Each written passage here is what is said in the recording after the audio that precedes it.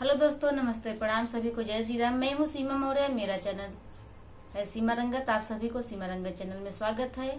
और आप लोग कैसे हैं? उम्मीद करती हूँ आप लोग स्वस्थ होंगे, मस्त होंगे, अपने कामों में व्यस्त होंगे। और आप सबके बीच में एक चुटकुल्ला नाच गीत लेके आई हूँ दोस्तों।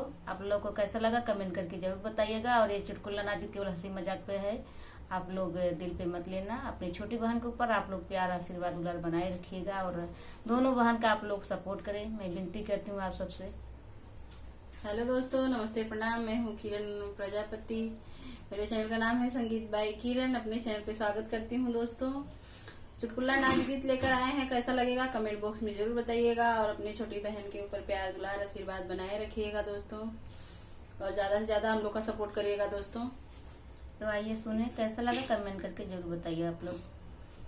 नदी तोहर गौआ बड़ा निकला गई, नदी तोहर गौआ बड़ा निकला गई, बड़ा निकला गई हो, बड़ा निकला गई। नदी तोहर गौआ बड़ा निकला गई, नदी तोहर गौआ बड़ा निकला गई। सास न निकला गई, ससुर न निकला गई, सास न निकला गई, ससुर न निकला गई।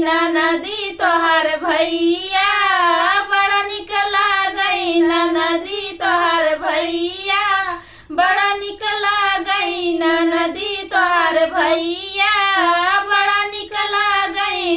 नदी तोहर गौआ बड़ा निकला गई, नदी तोहर गौआ बड़ा निकला गई, बड़ा निकला गई हो, बड़ा निकला गई। नदी तोहर गौआ बड़ा निकला गई।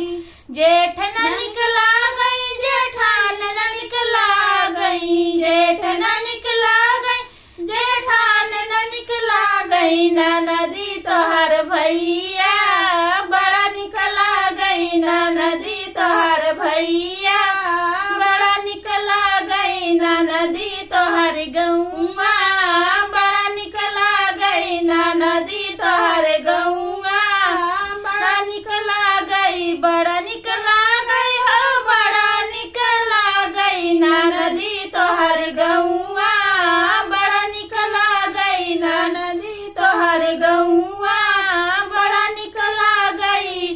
देवर न निकला गई, देवरान निकला गई, देवर न निकला गई, देवरानी न निकला गई। नदी तोहर भैया बड़ा निकला गई, नदी तोहर भैया बड़ा निकला गई। नदी तोहर गौआ बड़ा निकला गई, नदी तोहर गौआ बड़ा निकला गई, बड़ा निकला गई हो, बड़ा निकला गई। नदी तोहर गौआ बड़ा निकला गई, नदी तोहर गौआ बड़ा निकला गई।